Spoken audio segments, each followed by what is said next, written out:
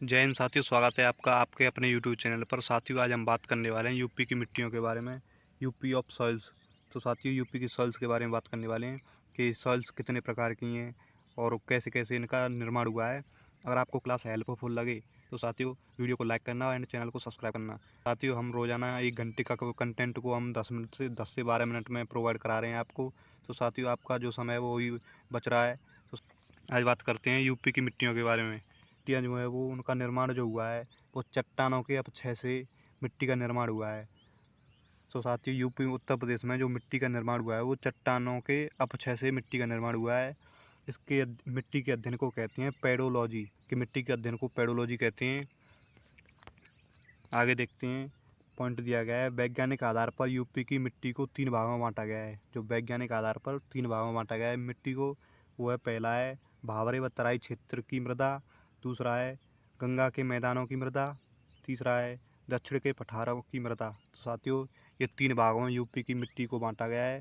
भावरे व तराई क्षेत्र की मृदा, गंगा के मैदानों की मृदा और दक्षिण के पठार की मृदा। आगे देखते हैं। ये साथियों उत्तर प्रदेश का मैप है, ये आप देख सकते हैं।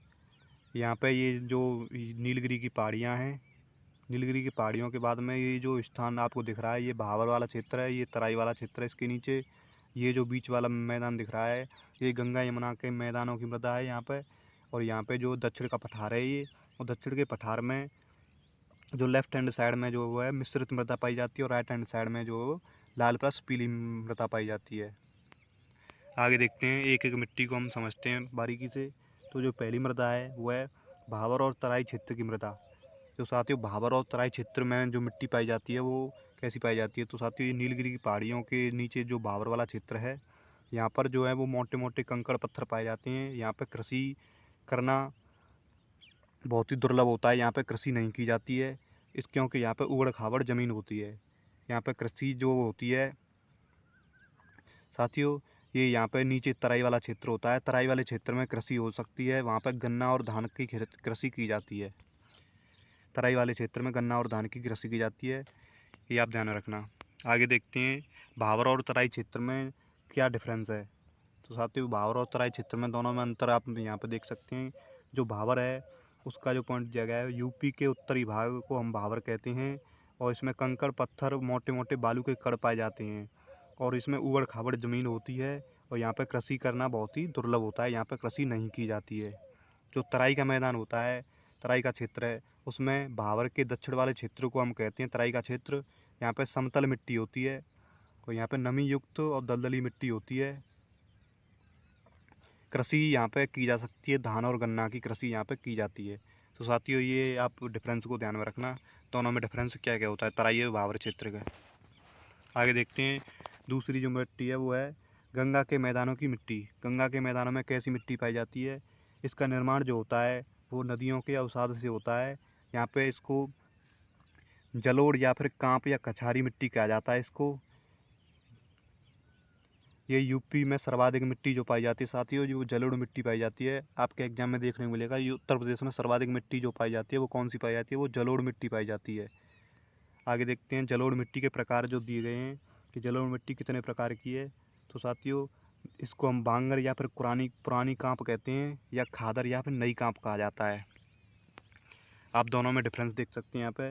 बांगर जो पुरानी कांप होती है वो होती है कम उपजाऊ, बिना बाढ़ वाला क्षेत्र। तो साथियों जैसे ये नदी है, यहाँ पे नदियों के आसपास में जो नई मिट्टी आकर जमा हो जाती है और जो पहले कभी बाढ़ आई हो और वर्तमान में वो सूख गया हो स्थान, तो वहाँ पे उसको कहते हैं बांगर क्षेत्र। तो साथियों वो उसी को कहते हैं पुरानी कांप और इसको कहते हैं नई कांप।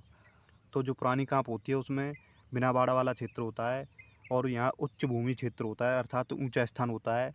और दोमट मिट्टी या बुलई दोमट मटियार कहते हैं इसको, ये पूर्वी यूपी में पाई जाती है। उपहार मृदा भी कहा जाता है इसको। यहाँ पे जो कमी देखने को मिलती है साथियों वो नाइट्रोजन, फास्फोरस और ह्यूमस की कमी देखने को मिलती है बांगर और पुरानी कांप मिट्टी में। और जो नई एवं खादर कांप मिट्टी है उसमें अधिक उपजाऊ होती है। ये बाढ़ वाले क्षेत्र में पाई जाती है, जैसे बाढ़ आ जाती है तो यहाँ पे जो नदी के आसपास वाला क्षेत्र है उसमें पाई जाती है।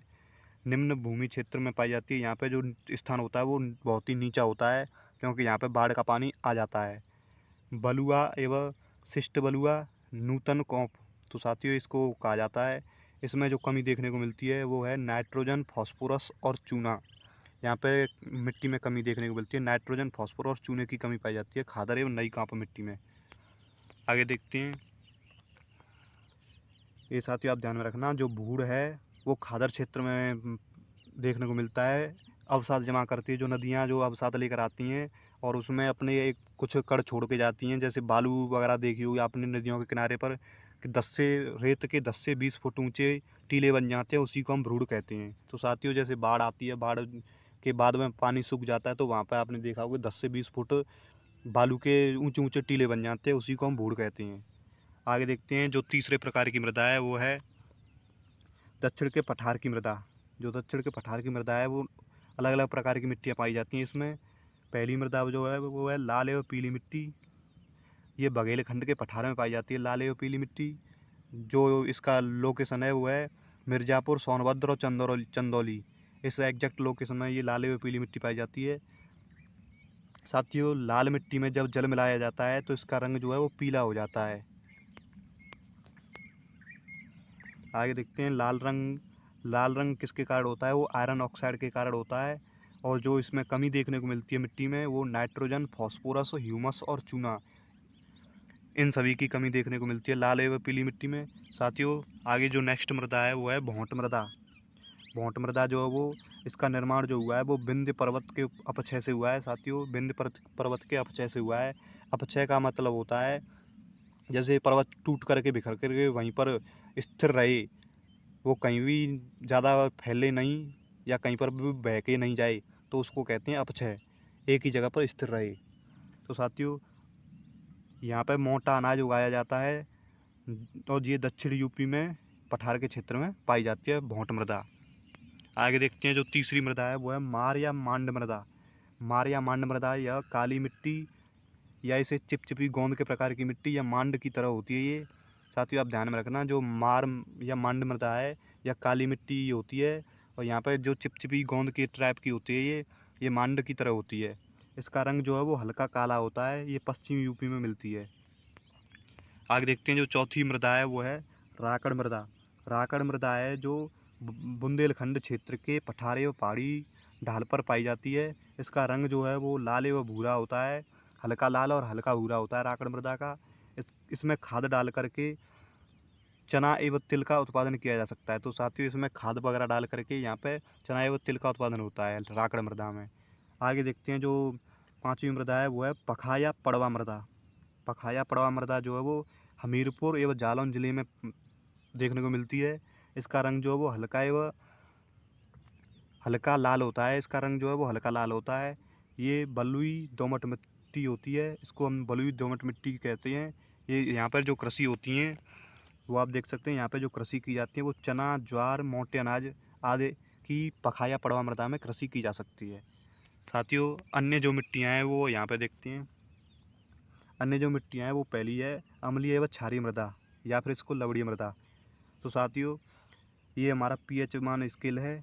इसमें आप देख सकते हैं कि 7 जो है वो उदासीन होता है और 7 से पहले जो भी अंक होते हैं 1 से 7 तक के वो अम्लीय कहलाते हैं और 7 के बाद में जो अंक होते हैं 14 तक के वो क्षारीय कहलाते हैं। तो साथियों जो अम्लीय होती है उसमें H+ की अधिकता पाई जाती है और जो क्षारीय होती हैं वो उसमें पोटेशियम और सोडियम के कारण उसमें कमी देखने को मिलती है क्षारीय में। तो जो अम्लीय होते हैं उसमें चूने का प्रयोग करके अम्लीयता दूर की जाती है और जो क्षारीय होते हैं उसमें जिप्सम का प्रयोग करके क्षारीयता को दूर करने का काम किया जाता है। जो आपको पूछी जाए कि सामान्य मिट्टी के कितने मान की होती है, तो वो 6 से 7.5 के बीच में सामान्य मिट्टी पाई जाती है।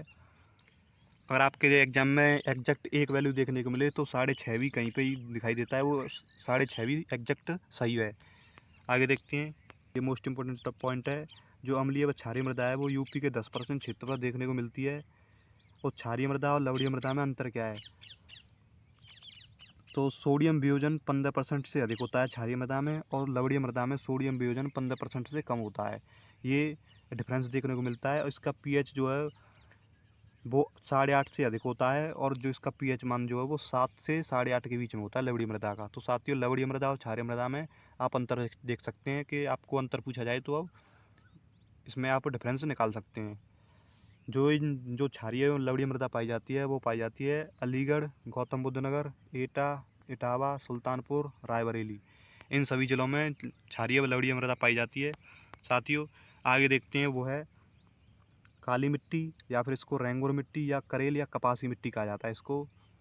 इसका निर्माण जो हुआ है वो मैग्मा अर्थात लावा के ठंडे होने पर इसका निर्माण हुआ है। और इसका जो जल धारण साथियों यहाँ पर जो जल भर जाता है और वहाँ पे वो सूख जाता है, वो चिपचिपे प्रकार का हो जाता है। सूखने के बाद में उसमें दरार पड़ जाती हैं। दरार पड़ने के बाद में इसको कहते हैं स्वतः जुताई वाली मिट्टी कह सकते हैं इसको। ये पश्चिम यूपी और बुंदेलखंड में कुछ मात्रा में देखने को मिलती है। साथ ही ये उत्तर प्रदेश में बहुत ही कम मात्रा में देखने को मिलती है। ये एमपी, गुजरात वगैरह में ये देखने को ज़्यादा मिलती है। आगे देखते हैं वह है मरुस्थलीय मिट्टी। साथियों मरुस्थलीय मिट्टी जो है वो एक कम वर्षा वाले क्षेत्र में देखने को मिलेगी, जैसे अलीगढ़, आगरा, मथुरा। यहाँ पे जो है वो कम वर्षा होती है। मथुरा में सबसे कम वर्षा होती है 54 सेंटीमीटर, और जो सबसे अधिक वर्षा होती है वो गोरखपुर में होती है 184 सेंटीमीटर।